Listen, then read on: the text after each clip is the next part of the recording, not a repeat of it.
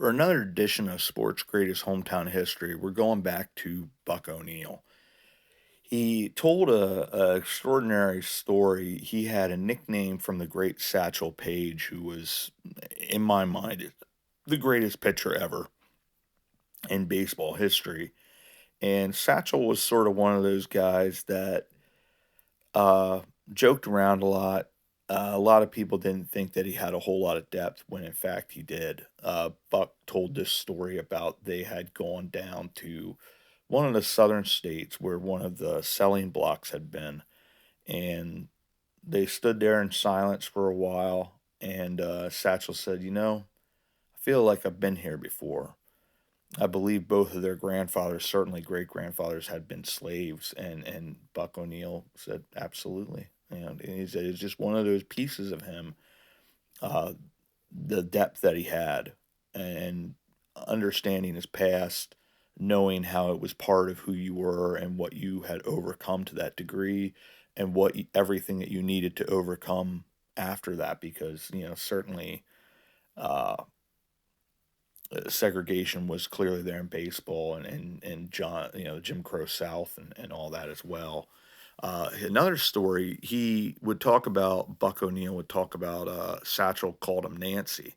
And I always wondered, why did he have a nickname for him, Nancy? Well, his story is they were playing up in South Dakota, and they saw this young Native American girl, beautiful young woman, 18 or so, and her name was Nancy.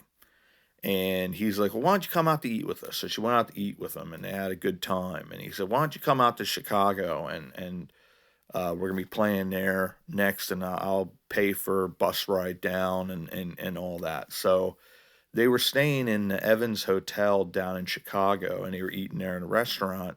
And Nancy showed up, and so he got things together. Satchel took her up to his hotel room, and all that. And Buck was sitting down in the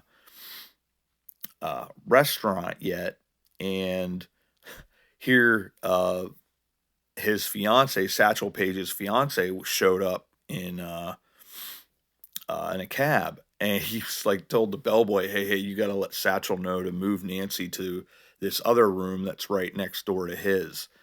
And so he sort of almost like got caught doing something very naughty, and so then what happened is Buck was listening up all night. He's like, how's he going to get her the money to get her to go back to South Dakota so he doesn't wind up getting himself in a heap of trouble? And so he heard Satchel's hotel room door open, and he heard him go over and knock on Nancy's door, and he's like, Nancy, and no reply. A little bit louder, Nancy. Hear another knock, and he's like, Nancy. And Buck said he heard Satchel's door open and thought, oh goodness, he's about to get in trouble. So Buck opened his door, and he's like, what, are you looking for me? And he's like, yeah, Nancy. Where have you been? You didn't answer the door. And he said ever after that, then he was known as Nancy, and it was sort of uh, one of those stories that Buck O'Neill told so very, very well, and with a twinkle in his eye, and just really was an extraordinary man. Like I talked about from his baseball career and the short that I did, he just really was a very, very unique person, and such an amazing storyteller. He's like my dad was such a great storyteller, and Buck was certainly that, and was why he was such a great ambassador for the sport, for life.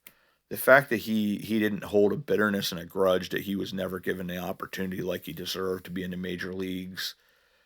He was one of the most genuine, kind-hearted, decent human beings. He's a lot like Jackie Robinson, because all these guys, they went through terrible, terrible circumstances, and yet regardless had this strength of character and this resiliency, uh, and chose not to be better. And then you hear There's stories about guys like, I believe Rube Foster.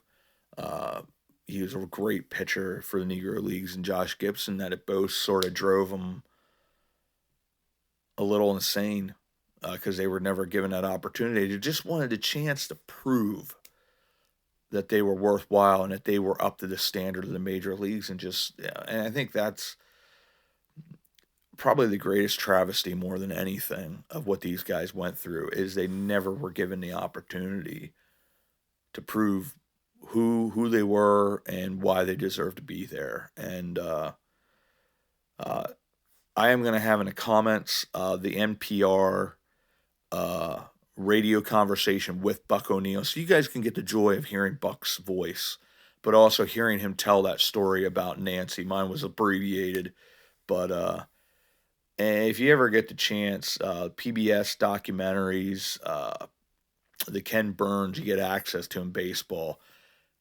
to listen to those because Ken Burns is such a great storyteller. But every single time Buck comes up, it just it's just a different storytelling aspect than you get with most.